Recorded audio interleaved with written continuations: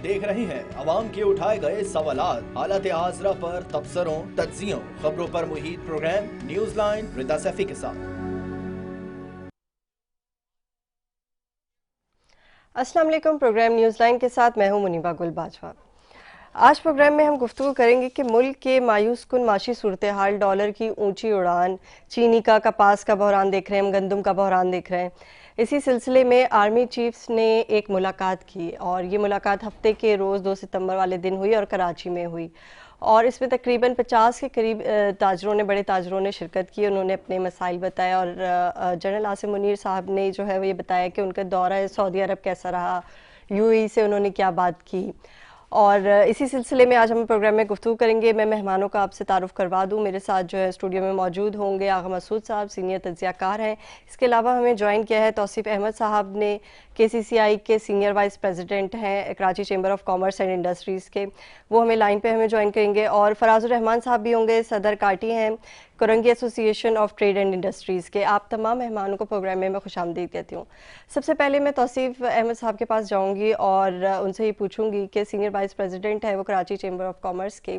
तौसीफ साहब, आपको क्या लगता है कि जो हमने ये पेशरफ देखी है कि एक तरफ हम सियासी बहरान में थे, आप लोगों की तरफ से मुसलसल सजेशंस जा रही थी गवर्नमेंट को कि किस तरीके से इकॉनमी को बेहतर करना है, एक चार्टर ऑफ इकॉनमी बनाने की बात की गई थी। अब एक मुलाकात हम ये देख रहे हैं जहाँ पे हम आसिम मुनीर साहब को ये देख रहे हैं, जनरल आसिम मुनीर साहब को, कि वो गैर मुल्की दौरे करते हैं उन मुस्लिम ममालिक के जो हमारे सपोर्टर्स हैं, हमारे दोस्त ममालिक हैं, और फिर वो सरमायाकारी की बात करते हैं। क्या इंदिया दिया इन्होंने, क्या कोई खुशखबरी सुनाई है उन्होंने? बिस्मिल्लाहिर्रहमानिर्रहीम। देखें, जो chief of the army staff के साथ मीटिंग हुई है बिजनेस कम्युनिटी की, उसको हम बड़ी खुशाइंद है, खास तौर पे ऐसे वक्त में जिस वक्त एक बहुत ही ज़्यादा अनसर्टनिटी है मुल्क के अंदर। आप ये देखें कि इस वक्त इंटर बैंक में जो डॉलर की प्राइस है वो 308 रुपए के करीब पहुंच चुकी है। ओपन मार्केट 320-322 रुपए पे खड़ी है। तो इस वक्त जो है अनसर्टनिटी की वजह से ये सब हो रहा है। ये बेसिकली रुपीज की, ये हमारी रुपये की ये फेयर वैल्यू नहीं है, ये फेयर वैल्यू इससे बहुत कम है।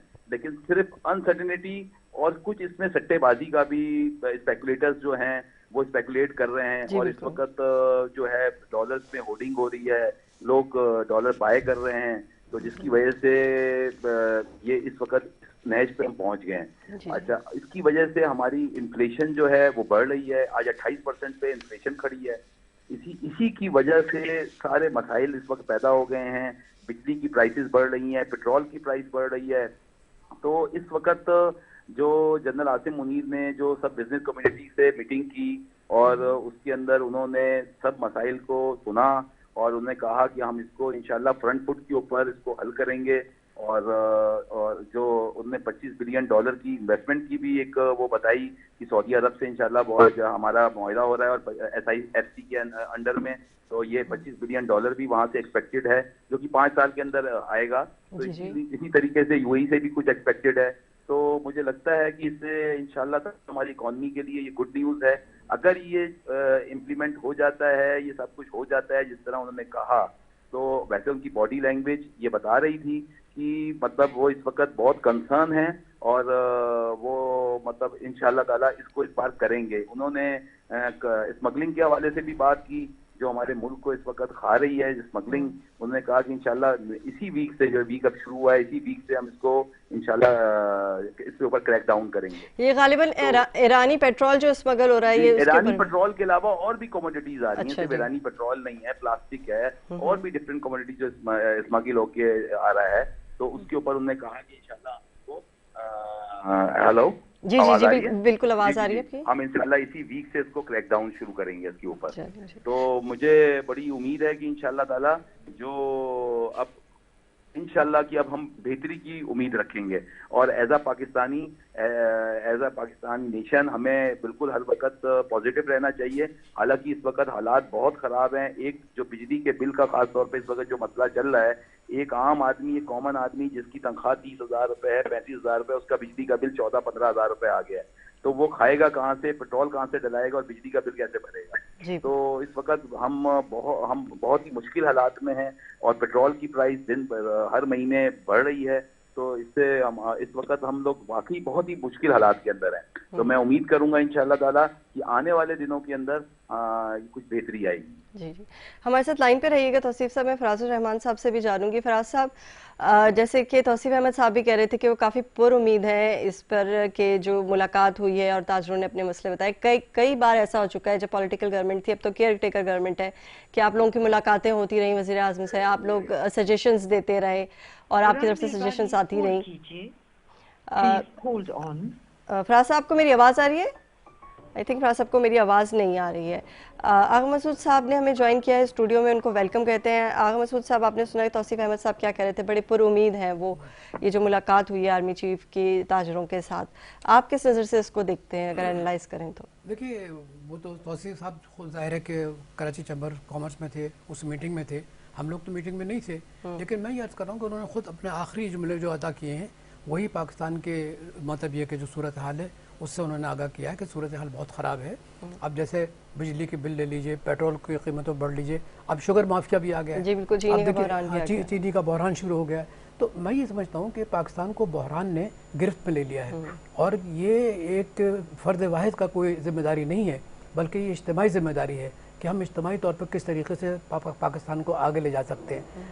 मैं ये महसूस कर रहा हूँ कि आइंदा जो चंद दिनों में पाकिस्तान के लिए मज़ीद चैलेंजेस आएंगे। आप मुझसे पूछिए वो चैलेंजेस क्या हैं। सबसे बड़ी बात है कि आपका सर्कुलर डेट बढ़ रहा है। अच्छा, फिर ये कि डॉलर जब आपका बढ़ता है, तो आपके जो कर्जे हैं वो भी बढ़ जाते हैं। तो इस तरीके से मतलब ये कि पाकिस्तान जो है डेट ट्रैप में आ चुका है। अच्छा, अब डेट ट्रैप का मतलब कैसे हल होगा? मैं आपको एक छोटी सी मिसाल बताऊँ। इस वक्त सर्कुलर डेट पाकिस्तान का जो है 3.21 ट्रिलियन है, यानी पाकिस्तानी रुपये में। तो आप मुझे बताइए कि ये फिर इसकी अदायगी कैसे होगी, पहली बात। अच्छा चलिए, ये तो एक इंटरनल मसला है। एक्सटर्नल मसला ये है कि आज से चंद दिनों के बाद ये है कि आपको $2 बिलियन जो है ना वो अदा करने पड़ेंगे, ठीक है, जो आपने कर्जे लिए हैं। तो आप मुझे बताइए कि $2 बिलियन आप पर मंथ कैसे अदा करेंगे 3 साल तक के लिए? वो पैसा कहाँ से आएगा? तो मैं ये अर्ज़ कर रहा हूँ कि जो हमारे दोस्त ममालिक हैं, हम उनका बड़ा एहतराम करते हैं, सऊदी अरब का बड़ा एहतराम करते हैं। हमेशा नाजुक वक्त में सऊदी अरब ने हमारी मदद की है, यूएई ने मदद की है, कतर ने मदद की है।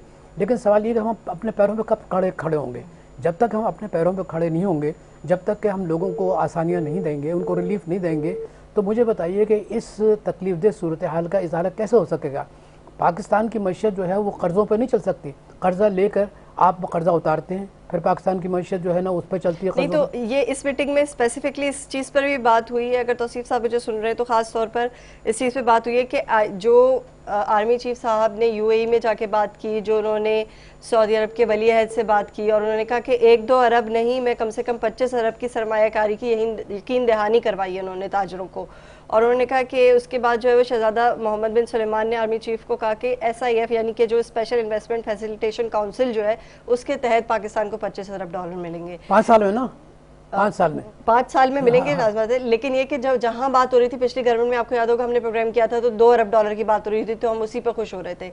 लेकिन $2 अरब और $25 अरब में एक जमीन आसमान का। मैं आपसे बता देखिए, पहले एक बात सुन, देखिए जहाँ तक आर्मी चीफ का ताल्लुक है वो जाहिर है कि उनको बड़ा कंसर्न है, खुद कहा इन्होंने, क्योंकि ये मीटिंग में थे कि मतलब he was highly concerned about the situation in Pakistan, he would like to see economy to come up, है ना। लेकिन मैं आपसे बता रहा हूँ कि देखिए ये एक फ़र्द वाहिद का काम नहीं है। हम दरअसल ये कि हमारे जहन में ये बात बैठ गई है कि हम किसी तरीके से जो है कोई गीदड़ सिंगी हमारे पास आ जाए तो हमारे मामला ठीक हो जाए। 50% तो कारखाने आपके बंद हैं। ये ज़ुबैर मोतीवाला के अल्फाज हैं जो मतलब उसमें मौजूद थे। नहीं, ज़ुबैर साहब से भी मेरी बात हुई थी आगा मसूद साहब, इसीलिए मैं इस मीटिंग पे इसीलिए फोकस कर रही हूँ क्योंकि हमारी अगर रीढ़ की हड्डी इकोनॉमी की हम कहते हैं कि हमारी बैकबोन अगर ताजिर हैं, अगर ताजिर मिल रहे हैं और इस पैमाने पे मिल रहे हैं कि वो हम चीफ ऑफ आर्मी स्टाफ से बात करें, क्योंकि अभी तो निगरान सेटअप है, वो तो कोई डिसीजन नहीं ले सकता। तो अगर वो मिल रहे हैं और वो बता रहे हैं कि वो, आपने शायद मीटिंग की डिटेल पढ़ी होगी, मैं इसलिए तो बात कर रहा हूँ, देखिए मैं इसीलिए बात कर रहा हूँ। और दूसरी बात ये कि कोई पहले देखिए जितने भी आर्मी चीफ आए, इंतहाई हम तो खैर जाहिर है कि हम कोई पॉलिटिकल आदमी नहीं है, उन सब ने मतलब ये कि कोशिश की है और ताजरों को यकीन दिलाया कि वो बेहतरी करेंगे। देखिए मैं आपसे कहता हूँ, देखिए जब तक कि आप अपने घर को ठीक नहीं करेंगे, अपने घर के अंदर रिफॉर्म्स लेकर नहीं आएंगे। देखिए IMF क्या कह रहा है, IMF आपसे मतलब IMF कोई गलत बात तो नहीं कर रहा। IMF कहता है कि आप एनर्जी सेक्टर में रिफॉर्म्स लेकर आएँ, आप गैस सेक्टर में रिफॉर्म्स लेकर आएँ। जब आप रिफॉर्म्स लेकर आएंगे तो लोगों को रिलीफ मिलेगा, लेकिन ये नहीं चाहते। देखिए बात असल ये है कि हमारे मुल्क में ब्यूरोक्रेसी जो है ना वो पोलिटिसाइज हो गई है है ना, वो दूसरे अंदाज से इस चीज़ को देख रही है। इसमें कोई शक नहीं कि हमारे मतलब आर्मी चीफ साहब चाहते हैं कि पाकिस्तान की इकोनॉमी बढ़े, है ना, गैर मुल्की सरमाकारी आए। लेकिन गैर मुल्की सरमाया, अच्छा मुझे आप बताइए, आप खुद भी मतलब ये कि माशाल्लाह इतनी ज़हीन है, गैर मुल्की सरमाकारी तो उसी वक्त आएगी ना जब आपकी इंटरनल सिचुएशन बेहतर हो। आपकी इंटरनल सिचुएशन बेहतर नहीं है, आप देखेंगे किस तरीके से दहशतगर्दी जारी है ना, हर तरह से दहशतगर्दी हो रही है, पाकिस्तान को नरगे में लेने की कोशिश कर रहे हैं। यानी वो सबसे ज्यादा जो मुझे एक पॉइंट लगता है वो ये कि हमारे पास सियासी इस्तेकाम नहीं है, हमारे पास कोई ऐसी पार्टी नहीं है, ना कोई ऐसा लीडर है जिसके ऊपर आवाम जो है एतबार कर सके। आवाम जो है वो कौम तब बनेगी जब उसको कोई ऐसा लीडर मिलेगा या उसे कुछ एक विजन नजर आएगा कि वो उसको वोट दे सकती है या लाके किसी सीट पे बैठा सकती है। तो तौसीफ अहमद साहब, अगर आप मेरी बात सुन रहे हैं तो मैं आपसे ये पूछना चाहूंगी कि जब ये इजलास हो रहा था कि इसके अंदर ये आपने जैसे बताया कि स्मगलिंग पर भी बात की गई और भी चीज़ों पे बात की गई, लैंड रिफॉर्म्स की भी बात की गई। उन्होंने कहा कि जो ऐसी फसलें हैं जिनको हम एक्सपोर्ट करके ज़र मुबादला कमा सकते हैं, उसके लिए पंजाब और सिंध की ज़मीनों को जो है वो सही किया जा रहा है और उसके ऊपर जो है वो एग्रीकल्चर की बिल्कुल कारपेट फार्मिंग जो है वो की जा रही है। तो किस हद तक ये बात जो है वो रिलायबल है कि इतने अरसे में हम इस काबिल हो जाएंगे कि हम इस तरह की जो है एग्रीकल्चर सेक्टर में इन्वेस्टमेंट करके एक्सपोर्ट कर सके? तौसीफ साहब, आपको मेरी आवाज आ रही है?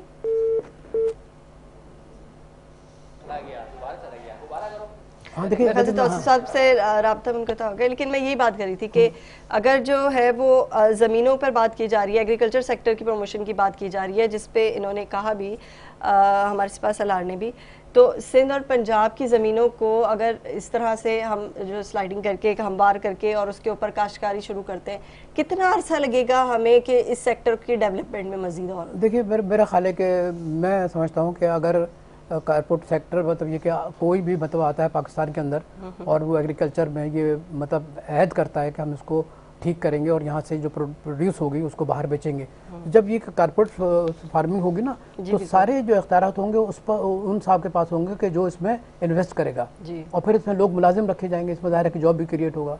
लेकिन ये बात याद रखिए कि कहीं भी कारपोरेट्स जहाँ पर एग्रीकल्चर के सिलसिले में ये तरीक़ाकार इख्तियार किया गया है उसमें लोगों को जो किसान है ना उसको नाउम्मीद हुई है।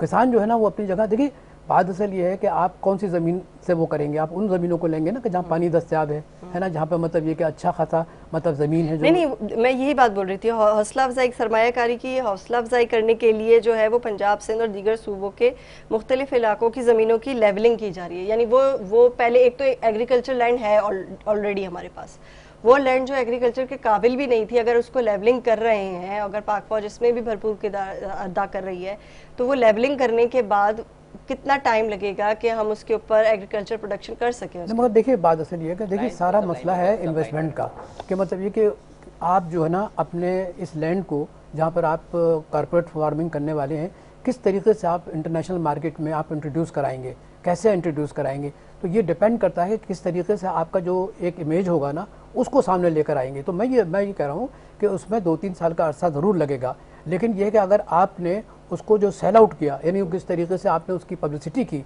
अगर एक मौसर पब्लिसिटी आपने कर ली तो मैं समझता हूँ कि किसान को भी फ़ायदा होगा। लेकिन अमूमन तौर पर अगर आप कारपोरेट फार्मिंग के बारे में अगर किसानों से पूछें तो किसान जो है ना वो ज़्यादा खुश नहीं होते, वो कहते हैं कि हम एक किस्म के ग़ुलाम बन जाएंगे।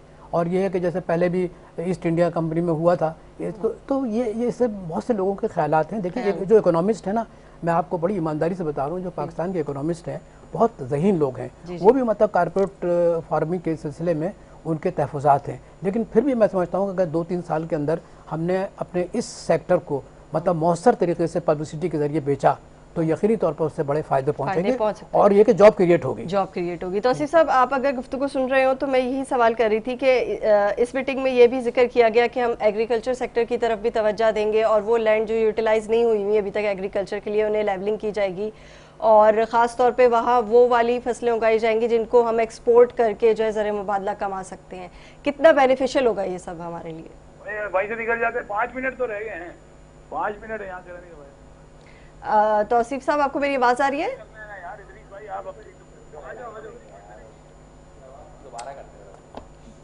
मेरे ख्याल से राब्ता जो है उनसे बार बार मुनक़ता हो जा रहा है। अच्छा, इस जगह पे इस मीटिंग के अंदर जो है ताजरों के लिए ये भी बात की गई कि जहां वो सऊदी अरब की बात कर रहे थे, यूएई की बात कर रहे थे, उन्होंने कहा कतर और कुवैत से भी हम 25 से 30 अरब डॉलर की सरमायाकारी लाने के लिए भी यकीन दहानी जो है उन्होंने कराई है। अब मैं एक चीज़ सोच रही थी as a journalist, as a writer, as a journalist भी मैं सोच रही थी। यू आर वेरी इंटेलिजेंट माशाल्लाह। जी जी। और शर्मा क्यों रही हैं? तो तासीफ साहब, अगर आपको मेरी आवाज़ आ रही है तो मैं यही पूछ रही थी कि इस मीटिंग में ये डिस्कस भी हुआ था कि पंजाब, सिंध और दीगर सूबों की ऐसी ज़मीनें जो कि एग्रीकल्चर के लिए अभी बंजर पड़ी हुई थी, उनकी लेवलिंग की जा रही है और वहाँ वो फसलें उगाई जाएंगी जिनको बेच के ज़रिए मुबादला कमाया जा सकता है। आगा मसूद साहब कह रहे थे कि एक बेनिफिशियल काम हो सकता है अगर इसको थोड़ा बेहतर तरीके से इसकी प्रमोशन की जाए। सेक्टर इसके ऊपर हमें काम करने की जरूरत है, क्योंकि हमारा सबसे बड़ा जो इशू इस वक्त ये है कि हमारे पास जो इंपोर्ट और एक्सपोर्ट का जो गैप है वो बहुत ज्यादा है, जिसकी वजह से सारी प्रॉब्लम खड़ी होती है कि हमारा ट्रेड डेफिसिट जो है हमारा ट्रेड डेफिसिट जो है वो बढ़ रहा है, जिसकी वजह से हम आखिर के अंदर 15 बिलियन, कभी 12 बिलियन, कभी 10 बिलियन का करंट अकाउंट डेफिसिट करते हैं और फिर हम उसके लिए हमें कर्ज लेना पड़ता है। तो हमारा इस वक्त वाहिद रास्ता यही है कि हम अपनी एक्सपोर्ट्स को बढ़ाएं। तो अब जाहिर बात है टेक्सटाइल की एक्सपोर्ट जो चल रही है उसमें 5-10%, 15% बढ़ सकती है, लेकिन जो सेक्टर जिसका बहुत ज्यादा इस वक्त जिसपे हम काम कर सकते हैं, जिसका पोटेंशियल है, वो है एग्रीकल्चर एंड आईटी सेक्टर। तो इस पे काम करने की जरूरत है इंशाल्लाह, और उन्होंने कहा कि हम इंशाल्लाह इस पे काम करेंगे और इसको अपनी एक्सपोर्ट्स को इंशाल्लाह इसको बढ़ाएंगे वहाँ उस सेक्टर में। अच्छा, एक और चीज़ जो है वो इस मीटिंग में डिस्कस हुई कि सऊदी अरब और यूएई के अलावा कतर और कुवैत से जो मजमूई तौर पर 75 अरब से 100 अरब तक की जो है वो सरमायाकारी लाने की कोशिश की जा रही है। Total 100 billion. Total 100 billion. तो ये सरमायाकारी किस किस सेक्टर के अंदर है, थोड़ा सा इसके बारे में ये इसके अंदर एग्रीकल्चर भी है, ऑयल सेक्टर भी है, माइनिंग भी है, इसके अंदर आईटी सेक्टर भी है। जी ठीक है। जैसे मैं अभी इनसे यही बात करी थी आगा मसूद साहब से भी कि जब मैंने कतर का सुना और कुवैत का सुना तो मैंने कहा ये तो ऑयल प्रोड्यूसिंग कंट्रीज में से रह चुके हैं, तो क्या ये जो हमारी ऑयल की इतनी कॉस्ट बढ़ती जा रही है मुल्क के अंदर और ये बहरान भी आता जा रहा है, क्या ये ममालिक इसमें हमारी हेल्प आउट कर सकेंगे?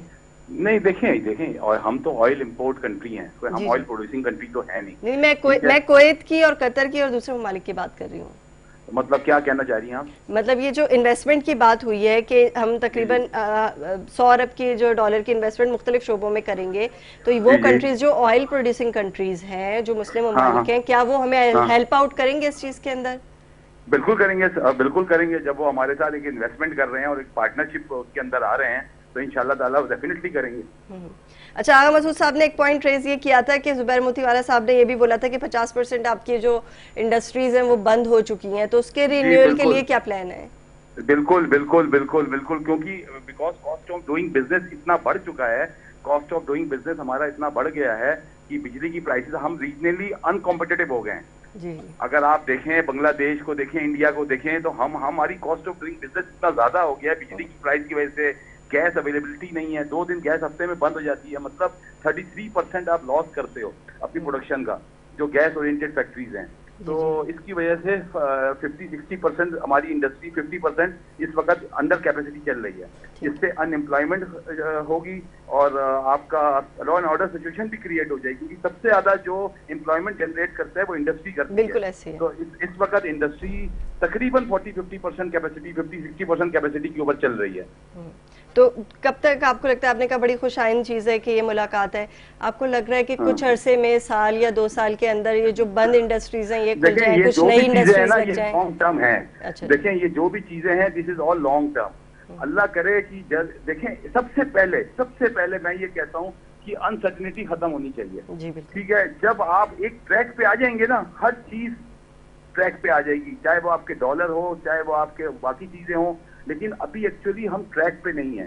अभी स्पेकुलेटर्स जो है स्पेकुलेट करते हैं, सट्टेबाजी हो रही है अभी और अनसर्टेनिटी इतनी है कि लोग कहते हैं 400 का डॉलर हो जाएगा, 350 का डॉलर हो जाएगा, उसकी ये वजह, उसकी ये वजह। उसकी वजह से क्या हो रहा है, हर आदमी डॉलर पे बाइंग करना शुरू कर देता है, होर्डिंग्स करनी शुरू कर दिए हैं इन्होंने। होर्डिंग बिल्कुल, और डॉलर स्मगल भी हो रहा है अफगानिस्तान।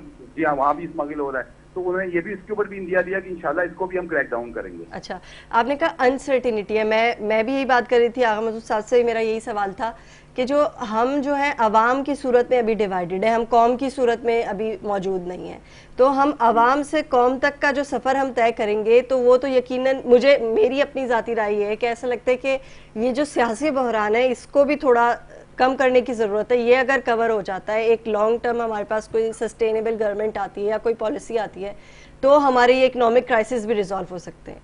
बिल्कुल ऐसा ही है, बिल्कुल ऐसा ही है। पॉलिटिकल, जब तक पॉलिटिकल इस्तेकाम होगा तो ये इकोनॉमिक स्टेबिलिटी भी आएगी। हमारे मुल्क में मसला क्या हुआ है, पिछले आप 5 साल उठाकर देखें, पिछले 5 साल में यही तो मसला हुआ है कि पॉलिटिकल अनसर्टेनिटी बहुत ज्यादा थी, जिसकी वजह से आज हम इस नहेज पे पहुंच गए। उसमें उसका बहुत बड़ा किरदार है कि हम इस नहेज पे पहुंच गए हैं पॉलिटिकल अनसर्टेनिटी की वजह से। हम शुरू से कह रहे हैं कि चार्टर ऑफ इकोनॉमी करें सारी पार्टीज, ताकि कोई भी गवर्नमेंट आए, XYZ, कोई, हम तो बिजनेस कम्युनिटी, हम तो बिजनेस करने घर से निकलते हैं, हमें इस चीज से कोई मतलब नहीं है कौन पॉलिटिकल पार्टी आती है कौन नहीं आती। कोई भी है वो एटलीस्ट जो भी चार्टर ऑफ इकोनॉमी हुई हो उस पर साइन करे और वो उसको फॉलो करे। लेकिन ये लोग तो बैठ ही नहीं रहे, सियासी जमातों का तो मसला है कि साथ नहीं बैठ रहे। खैर, ये बात कुछ भी आई थी सुनने में कि शायद जनरल आसिम मुनीर साहब ने ये भी बोला है सियासी पार्टीज के रहनुमाओं को कि भाई आप टेबल टॉक करें, इस सियासी बहरान को हल करें, तो शायद पाकिस्तान जो है वो तरक्की की राह पे जो है वो चल पड़े। बिल्कुल राइट बात है, बिल्कुल राइट बात है, बिल्कुल। आप क्या कहते हैं? पॉलिटिक्स, जी जी देखिए, पॉलिटिक्स के ऊपर आप बेशक जो मर्जी करते रहें, ठीक है, वो हमें उससे कोई गर्ज नहीं है, लेकिन इकोनॉमी के ऊपर आपको 1 पेज पे आना पड़ेगा सबको, एज अ कौम, एज अ मुल्क, एज अ नेशन। लेकिन तौसीफ साहब, एक बात ये भी तो है कि हमारे बहुत सारे पॉलिटिशियंस ऐसे हैं जिनकी अपनी भी इंडस्ट्रीज हैं, उनके अपने भी कारोबार हैं, तो वो जैसे अभी हम चीनी के बहरान की बात कर रहे थे तो बड़े मजे के बयानात आ रहे थे कि जी 13 लाख टन चीनी जो है पहले आपने जो है वो एक्सपोर्ट कर दिया, अब आप इंपोर्ट करने पे आ रहे हैं तो 220 रुपए किलो चीनी मिलेगी। तो वो पॉलिटिशियंस, वो सियासतदान जो खुद इंडस्ट्रियलिस्ट भी हैं, उनका कितना सेक है इन सारी चीजों में जो अभी के हालात है और ये जो अभी मीटिंग हुई है? लड़ाई भी शुरू हो गई है, ये क्या ना, लड़ाई भी शुरू हो गई बिल्कुल, यानी मतलब पीपल्स पार्टी और एक दूसरे पे इल्जाम लगा हाँ, रहे हैं। वो तो सियासी जमातें लगा रही हैं, लेकिन मैं बिजनेस के हवाले से पूछ रही थी, वो भी तो बिजनेस है ना, कि वो पॉलिटिकल पार्टीज जो हैं जिनकी अपनी भी इंडस्ट्रीज है, बहुत सारे पॉलिटिशियंस ऐसे हैं, वो कितने हद तक कोऑपरेटिव हैं आपके साथ? मेरे ख्याल से राब्ता मुनक़ता हो गया। आप क्या कह रहे थे आगा साहब? मैं ये कह रहा हूँ कि देखिए, मिसाल के तौर पर ये है कि जरदारी साहब की 13 फैक्ट्री हैं, शुगर फैक्ट्री है ना, नवाज शरीफ की 8 हैं, इसके बाद तरीन साहब की हैं, और भी लोगों हैं, जका साहब, यानी मैं एक नाम बताना चला जाता हूँ जिन लोगों की, और फिर छोटे छोटे लोग हैं जिनकी बड़ी फैक्ट्रियाँ हैं।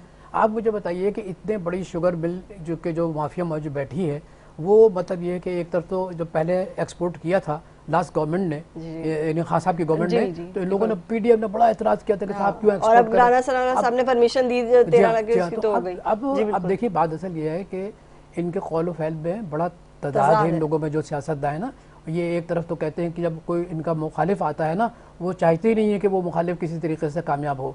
तो चुनाचे अब ये जो शुगर का जो मसला है, ये जानबूझ के क्रिएट किया। अब मुझे बताइए कि आप जरा बाजार में चले जाइए, रिटेलर जो है ना वो आपको 250 किलो के 1 केजी का जो है ना वो आपको पैकेट देगा। आप मुझे बताइए, क्या वाकई की जो पाकिस्तान इंडिजिनली जो शुगर प्रोड्यूस कर रहा है, क्या वाकई इतना होना चाहिए? आप बांग्लादेश में देख लीजिए, आप इंडिया का देख लीजिए कि वहाँ शुगर की क्या कीमत है। अगर हम यहाँ बताएंगे तो लोग कहेंगे देखिए साहब, ये है गैर मुल्की जो है लोगों की तारीफ कर रहे हैं। मैं अर्ज कर रहा हूँ कि हमारे साथ एक मसला ये है कि हम पाकिस्तान के साथ सिंसियर नहीं है। मैं बार बार ये जुमला कहता हूँ। अगर हम जो बड़े लोग हैं ना, जो पाकिस्तान को चला रहे हैं, इकोनॉमिकली चला रहे हैं, वैसे भी चला रहे हैं, उनको चाहिए कि जिस तरीके से सूरत हाल है, ये जो अभी FBR ने तो बाकायदा अपने ट्रक वो अपने नुमाइंदे खड़े कर दिए इनकी फैक्ट्रियों के सामने कि आपकी जो शुगर ट्रक कैसे जा रहे हैं। तो अगर इस किस्म का क्रैकडाउन होता है, चेक एंड बैलेंस होता है, तो मैं समझता हूँ आवाम को रिलीफ मिलेगा। देखिए, एक बात मैं आपको बताऊँ कि आप खुद भी मतलब जर्नलिस्ट हैं, जब तक कि आवाम को आप मुतमईन नहीं करेंगे, माशरे को मुतमईन नहीं करेंगे, एक वक्त तक आप समझते हैं कि तब्दीली आ जाएगी। मैं समझता हूँ तब्दीली नहीं आएगी। मुझे यही बात सुनिए, मैं 40 साल से लिख रहा हूँ, 40 साल से मैं अपना कलम के जरिए रोजी कमा रहा हूँ। मेरा किसी से पॉलिटिकल पार्टी से ताल्लुक नहीं है। मैं सिर्फ एक चीज़ जानता हूँ कि अगर किसी माशरे में आवाम खुश नहीं है, आवाम मुतमईन नहीं है, आवाम की कोई दिलजोई करने वाला नहीं है, तो वहाँ पर यही सूरत हाल होगी जिससे आज पाकिस्तान गुजर रहा है। हमें दरअसल ये कि ये सोचना चाहिए कि हम अपनी मतलब ये कि हमारे जो अखराज, IMF क्या कहता है कि अपने अखराजात कम करें ना, सादगी इख्तियार करें, कहीं कहता है ना, इस पर आप क्यों नाराज़ होते हैं? आप किस तरीके से आप खर्च करते हैं? आपके पेट्रोल, गवर्नमेंट के जो मुलाजिम है किस तरीके से पेट्रोल खर्च करते हैं? आप सिर्फ सिंध गवर्नमेंट का अंदाज लगा लीजिए कि पेट्रोल किस तरीके से जाता है। यही तो शोर हो रहा है, ये शोर हो रहा है, यही इश्यूज उठाए मुफ्त जा हो रहे रहा है, हैं। मुफ्त हो रहा है। हाँ, हर चीज के ये वाली मराहत आप खत्म करें ताकि आम आदमी को रिलीफ मिले। लेकिन IMF का पैकेज जो आपने साइन किया, जो 1 साल का मुआहदा किया, उसमें आपने ये बता दिया था गवर्नमेंट ने कि हम जो आपके कर्जों की अदायगी की जो किस्त है वो बिजली पे टैरिफ बढ़ा के, उन पे टैक्सेस बढ़ाकर जो है वो अदा करेंगे, इसलिए बिजली की कीमतें कमी नहीं हो रही है। आप मुझे बताइए कि आपने इतना उम्दा जुमला कहा है, आप मुझे बताइए कि क्या ये जुमला उनको कहना चाहिए? मैं खुद हैरान हूँ इस बात के ऊपर कि IMF पे जाते हुए इन्होंने ये होमवर्क क्यों नहीं किया। इस पे हम मजीद गुफ्तगू करेंगे। एक ब्रेक की कॉल हो रही है, यहाँ एक ब्रेक लेते हैं, ब्रेक के बाद गुफ्तगू का सिलसिला जारी रखेंगे।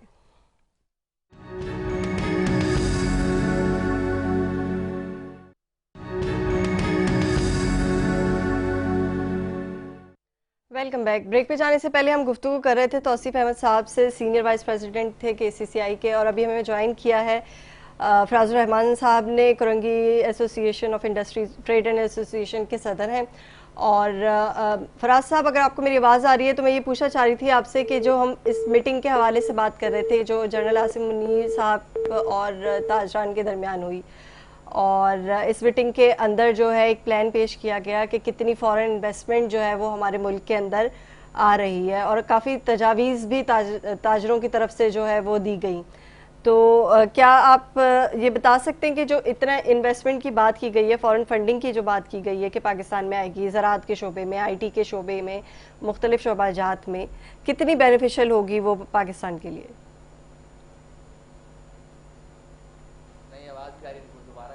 राज साहब, आपको मेरी आवाज़ आ रही है?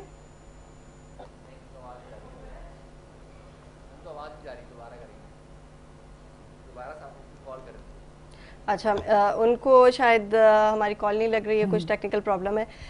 सब मैं यही बात कर रही थी कि जब मैंने ये चीज़ें सोची हैं कि बैठ के हम इसके जी, फराज साहब ने हमें दोबारा ज्वाइन किया। फराज साहब, मैं आपसे ये पूछना चाह रही थी कि जो रिसेंट मीटिंग हुई है जनरल आसिम मुनीर साहब की, जब वो कराची आए थे हफ्ते के रोज़, और ताजरों से जो उन्होंने मुलाकात की और उन्होंने एक खुशखबरी सुनाई कि UAE की और सऊदी अरब की तरफ से और कुवैत से जो और कतर से फंडिंग आने वाली है, तकरीबन $100 अरब की बात की गई है, 75 से $100 अरब की मुख्तलिफ सेक्टर के अंदर। आप क्या समझते हैं कि ये जो अभी हमारे पास इतने इकोनॉमिक क्राइसिस भी हैं, पॉलिटिकल क्राइसिस भी हैं, उसके अंदर हम किस तरीके से मैनेज कर सकेंगे कि इस फंडिंग को प्रॉपरली एक तो यूज़ कर सकें और उस सेक्टर्स में यूज़ कर सकें जहाँ के लिए फंडिंग आ रही है? बिस्मिल्लाहिर्रहमानिर्रहीम। बहुत शुक्रिया, आपको तकलीफ हुई इतनी मुझे रास्ते में लेने में, उसके लिए माजरत।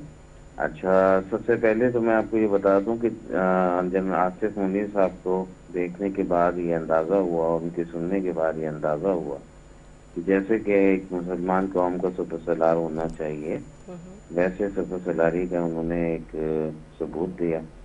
और यकीनन जिस तरह से हमने क्लोज टू क्लोज उनसे काउंटर क्वेश्चन भी किए, और उनसे ऐसा नहीं था कि हम सिर्फ उनकी ब्रीफिंग ले रहे थे। मतलब हम 50 के 50 आदमी को क्वेश्चन को पेशेंसली सुनना और उसको आंसर करना है, it's hard job, not a good, मतलब इट्स नॉट इजी। तो अब बाकी रह गया ये कि जी ये जो उन्होंने मुआहदे किए हैं, वो मुआहदे वो बेसिकली हाफिज साहब की शक्ल पे हुई है। हाफिज साहब जो हैं उन्होंने वहाँ गए, वहाँ जाके उन्होंने ये मेक श्योर किया है कि ये इन्वेस्टमेंट जो है जो आप कर रहे हैं ये 100% जो है वो वहाँ पे लगेगी। और उस शोबे में देखें, बात ये, कोई भी बिजनेसमैन हो, कोई भी इन्वेस्टर हो, वो अपना पैसा सिक्योर चाहता है, ठीक है। सिक्योरिटी जो है वो अब जाहिर है कि बहुत मुमकिन है कि आपके जानने वालों में 10 लोगों पे आप ये सिक्योर फील करती हो कि यहाँ इसके साथ पैसा लगा तो उसके साथ नहीं लगाऊं, ठीक है ना। तो इंटरनेशनली उनकी एक वैल्यू है और एक उनकी कमिटमेंट की वैल्यू है। मैं समझता हूँ इसी वजह से वो $100 अरब लेके आने में कामयाब हो गए, जिसका वादा लेके आने में कामयाब हो गए। और उम्मीद है कि उसमें से $5 अरब जो है वो जल्द ही जो है वो खजाने में जमा हो जाएगा, तो जो सऊदी अरब वाली, ठीक है ना। बाकी रहा ये बात कि हाँ जी बहुत चैलेंजेस हैं, इसमें कोई शक नहीं। और इन चैलेंजेस को निपटने के लिए जो केयर टेकर सेटअप है उस पे मैं समझता हूँ कि जी बहुत ही लीनियंट केयर टेकर सेटअप लेके आए हैं, जो कि वाकई मुहिब वतन लोगों पे मुलीद है। और मैं उम्मीद करता हूँ कि इंशाअल्लाह ताला ये जो 3, 4, 6 महीने या 5 महीने जो भी मिलते हैं केयर टेकर सेटअप को, इसके अंदर अच्छी डेवलपमेंट हो जाएंगी। अच्छा। जिसमें से 3 चीजें जो है वो बहुत इम्पोर्टेंट हैं। इसमें से पहली चीज जो है, जो उन्होंने ग्रीन के हवाले से जो काम कर रहे हैं पंजाब से और फिर सिंध और फिर बलूचिस्तान का टारगेट है, तो ये बेसिकली ये पैसा उसी इन्वेस्टमेंट, वो वही पैसा है, ये कतर का या सऊदी अरब का या यूएई का, ये फॉरेन डायरेक्ट इन्वेस्टमेंट पे काम कर रहे हैं। और आपको पता है अशफाकुल्ला साहब से मेरी बात हुई थी, हमने मारी 2 साल 2.5 साल के अंदर सिर्फ डायरेक्ट इन्वेस्टमेंट जो हमारी एफडीआई थी वो खत्म हो गई थी, जिसकी वजह से हमने मार खाई है। अदरवाइज तो मार खाने की कोई वजह ही नहीं बनती थी। ठीक है ना, हमारे पास सीपैक को ही हम सही तरीके से चला लेते तो इतना बड़ा हमारे पास वो था कि जो हम बहुत आसानी से फॉरेन डायरेक्ट इन्वेस्टमेंट को अट्रैक्ट कर सकते थे। हमने खुद जानबूझ के चीनियों का ट्रस्ट शेक किया, हमने खुद जानबूझ के अपनी इकोनॉमी को खराब किया, हमने बहुत सारी जगहों पे बहुत ब्लेंडर्स किए हैं। तो now the situation is this कि अभी जो मैं समझता हूँ कि जो इसके अलावा जो आईटी रेगुलेशन की वो बात कर रहे हैं, उसके अलावा जो माइंस एंड मिनरल्स की बात करते हैं, जो हम बचपन से कहते थे पाकिस्तान में बड़े जी वो है मादनियात के खजाने ज़खायर हैं। हैं। हाँ हाँ, लोग सोने के पहाड़ हैं तो फलां बिल्कुल चीज ऐसे है ही तो है। कॉपर है तो ये है तो वो है, वो आज तक बोलते ही रहते थे। हम किताबों में पढ़ते थे और वैसे बिल्कुल बोल ऐसे। दिया करते थे। ठीक है ना, मगर ये कि उसके एक्सप्लोरेशन के लिए जो है ये जो इन्वेस्टमेंट है ना, इस investment on base of projects है, अच्छा, राइट। ठीक है, ठीक तो है। अब जब एक फर्ज करें जी मैं लोन लेता हूँ आईएमएफ से या इन्वेस्टमेंट लेता हूँ किसी से और उसको लेके खा जाता हूँ, तो मैं एक इंडस्ट्री नहीं चला सकता, तो मैं फिर पाकिस्तान कैसे चलाऊंगा? बिल्कुल ऐसे। ठीक है ना। तो जो ओवरऑल मैं समझता हूँ कि जो जो हमारा एतमाद जो कि हम जानबूझ के देखें, हम वो मुसलमान ताजिर हैं कि जिन्होंने 1965 के बाद भी खड़े हुए, जो 1971 के बाद भी खड़े हुए, जो नेशनलाइजेशन के बाद भी खड़े हुए, जो कि डॉलर अकाउंट फ्रीज करने के बाद भी खड़े हुए। ठीक है ना। बिल्कुल ऐसे ही है। हमें आज इस पोजीशन के अंदर बांग्लादेश में बड़ी अपॉर्चुनिटी है, श्रीलंका में बड़ी अपॉर्चुनिटी है, इंग्लैंड तक में हमारे पास अपॉर्चुनिटीज हैं। They are asking to come and start your business without spending a single penny on your land. मगर मसला ये है कि देखिए हम लोगों को जो पाकिस्तान के जो बिजनेसमैन है ना, उसकी अपनी भी विल ये है कि पाकिस्तान से बाहर निकले। ठीक है ना, हम यकीनी तौर पे हमें जब कोई शख्स आके कहता है ना, कोई मईशतदान आके कहता है जी पाकिस्तान का बिजनेसमैन चोर है, टैक्स नहीं देना चाहता, तो बहुत खून हमारा चलता है। तो बात ये है कि आज जब हमें ये एहसास हुआ कि जी इतने सारे सियासी बुतों के बाद जब हमारे पास के आए और आके उन्होंने शमशाद अख्तर साहिबा उन्होंने आके ये बात की कि यू आर द हीरो जिसकी वजह से मुल्क चल रहा है, तो why not we are with them. नहीं, ये तो बहुत अच्छी बात है। मैं आगा मसूद साहब से भी बात करी थी इससे पहले, आपसे पहले तौसीफ अहमद साहब भी थे मेरे साथ, तो वो यही कह रहे थे कि बैकबोन तो अगर हम पाकिस्तान की इकॉनमी की बात करें तो वो ताजिर बरादरी ही है ना, हमारे इंडस्ट्रियलिस्ट ही हैं, हमारे ताजिर ही हैं। अगर वो सेटिस्फाई नहीं होंगे किसी चीज़ पे, अगर उनको रिलीफ नहीं मिलेगा तो मुल्क तो तरक्की कर नहीं सकता। लेकिन उसकी एक वजह जो है वो पॉलिटिकल इनस्टेबिलिटी भी है। कोई ऐसा, जैसे आपने पहले बात की कि कब जो है वो चार्टर ऑफ इकोनॉमी हम एक ऐसा बना लें कि हुकूमत कोई आए या जाए लेकिन चार्टर ऑफ इकोनॉमी अपनी जगह पे वैसे ही रहे, तो बात बन सकती है।